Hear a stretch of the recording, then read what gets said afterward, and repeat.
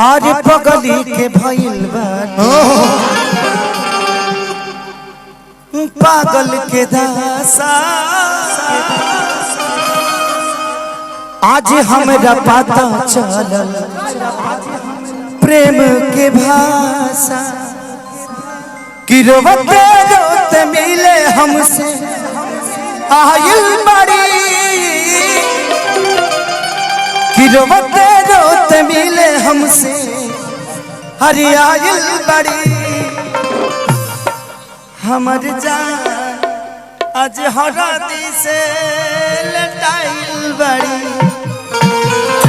चलिए इस गाने को भी सुना दूंगा।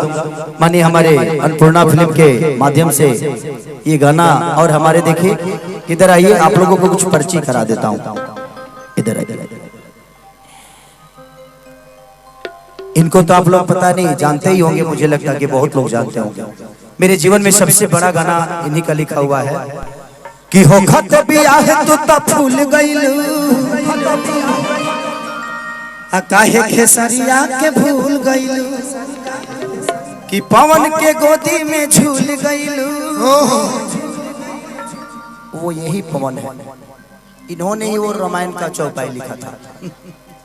इनका लिखा हुआ एक और गाना बहुत बड़ा आप लोगों ने की जेसीबी से गोरद जवानी रजऊ टेम्पू से नई हर चल जाई से लेके जितना भी एक गाना हो कि किस्मत बदले दागा और जी बात हरायागा अब सुन ला बतिया गौर से बस ये तने कराए राम जी कि दिल लागे न अब के हुर से। बाबा का 200 मिलियन गाना है कम से कम है। डोली में गोली मार दे कि जहिया आई बारात तोरी डोली में गोली मार दे। वो मनोरंजन है, तू रियल में मत कर। वो एक गाना है, वो हम इतना पागला सीखना है कि डोली में गोली मार दे हमरा खुदे फंसे के डर रहेला। हम गा सकीले, वो एक मनोरंजन के हिसाब से आप लोग लीजिएगा उसको, अन्यथा अपने दिल पे मत लीजिएगा और ऐसा घटना मत करिएगा आपके जीवन में भी कोई आएगा। तो बाबा प्रणाम। बाबा ने बहुत अच्छे अच्छे गाने लिखे, अब आप भी आ जाइए। इनको तो कौन नहीं जानता है, हमसे ज्यादा तो यही रहते हैं चर्चा में। चलिए अखिलेश कश्यप जी हैं, ये भी ब्राह्मण कुल से ही है और इनका भी आशीर्वाद हमें हमेशा मिला है। इनका पहला गाना मैं पहली बार गाया था कि गोरी तोरी चुनरी झलकौआ झलकौआ जान मारे लहंगाई लखनऊआ।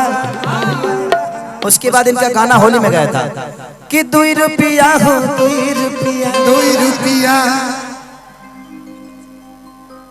काची दुरंगाई ले अब 2 रुपया हो काची दुरंग खाती 2 रुपया। इसलिए इनका उसके बाद इनका गाना लगातार सारे गाने चलते रहे। अभी इनका गाना कि तोरा रखिया के कचरा जे जा झगड़ा करा देले बा। अभी इन्होंने डोली अभी जो हरदी लगे जान के बाबा की कंपनी से है, तो आप लोग इनको भी प्यार और आशीर्वाद ऐसे ही देते रहिए। चलिए बाबा चलिए परिचय हो गया, ही करो परिचय। अवतार परिचय रुको नहीं कर बाद तोहरे के देह भैया। अच्छा अंगद भैया, अरे और कैसे हैं? Thank you so much. तू दू जनी नचबो तो ना, तो हमरा कब लागत है जे कब हम नीचे चल जाब तू हमरा ऊपर आ जाए, तो दू जनी रहबो ना तो अच्छा लगे। हां पकड़ लेबो, बड़ा पकड़ा तरु ठीक बा, पकड़ ली। हम चाहते नहीं कि हम गिरी तो तू पकड़ लो। देखा बाबू देखा, एगो लड़का एगो पत्नी अपना दीवर से तंग होके अपना पति के फोन कर दिया और का कह दिया कि जब से गइल बड़ा बहारा देवरा पागल बा हे राजा तहरा से ज्यादा हमारे पीछे लागल बा कि रोजया बतानी कि अरे घरवा से सोच के कि दारू असर कैलस ये करा के बरहज के और दिया कह दिया कैसे कि दही के नदिया के तोहरा बिलारी रखवार भइल राजा 1 2 3 4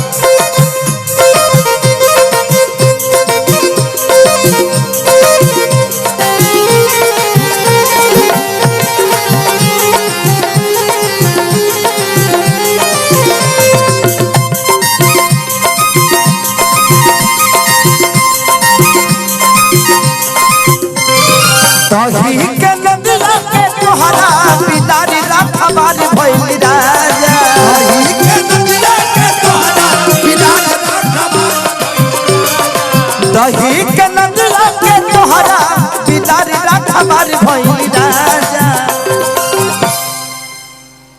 तो लगे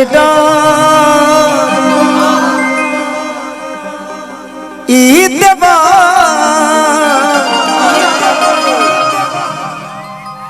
ब्यास ठीक से नीचे नंगतार है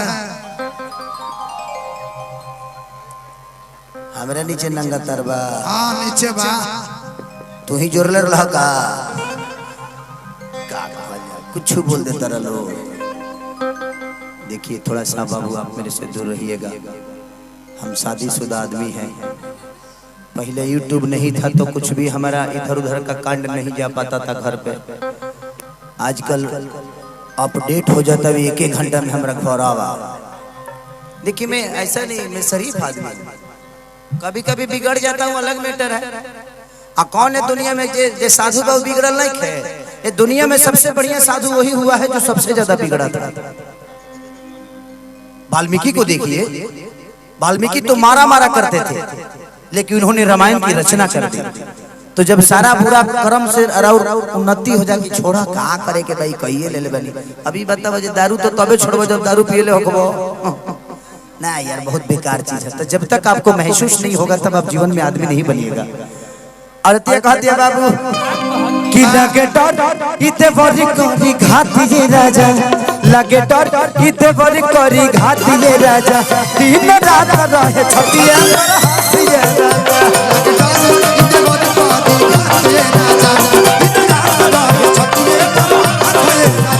लगे डर इते बड़ी करी घाती ये राजा दिन रात रहे छतिया पर हाथ ये राजा लगे डर इते बड़ी करी घाती ये राजा धूप में निकला न करो रूप की रानी धूप में निकला न करो रूप की रानी कहीं गोरा रंग काला न पड़ जाए पंथ है पथरीला पैदल न चलो तुम पंथ है पथरीला पैदल न चलो तुम कहीं गोरा रंग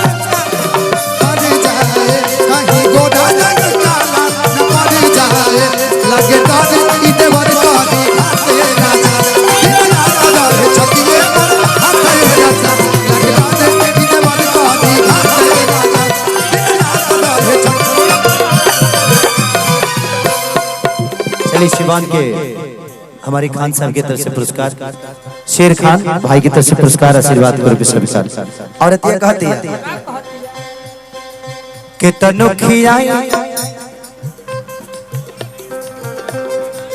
कि तनुखियाई मुहावा में ठूस ठूस के जाके बैठ जाला कोना में रुस के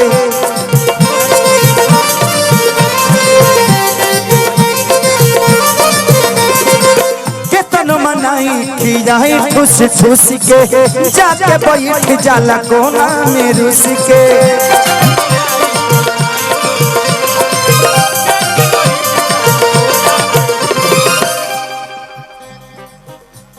लइका कहाए के गुलार लीले पतैया भइल राजा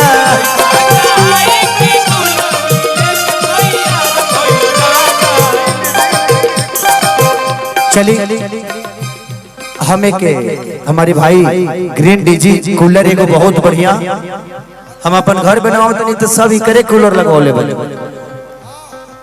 ग्रीन डीजी। और आज यूपी बिहार के हम और झारखंड से लेके जहाँ भी ग्रीन डीजी है उसका ब्रांड एम्बेसडर भी हूँ, इसीलिए मैंने अपने घर में सारी चीजें और बड़ा हमारा बाबूजी के बहुत पसंद है वो कूलर। एक एक कूलर आज 6 महीने से कहियो और मैं रिपेयरिंगों करे के ना पड़े। थैंक यू भाई, ऐसे ही आप लोग कूलर दुनिया को दीजिए ताकि विश्वास महाराज में आपको ले। अरे लइका कहां के कूलर मिले पतई यार भाई राजा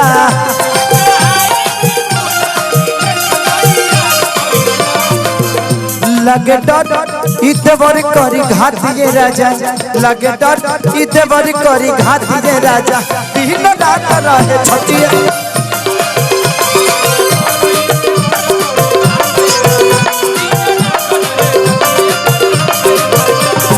तुम तो धोखेबाज हो वादा करके भूल जाते हो तुम तो धोखेबाज हो वादा करके भूल जाते हो रोज रोज तुम सनम ऐसा करोगे तुम भी बड़ी चालाक हो मुस्कुरा के दिल जलाती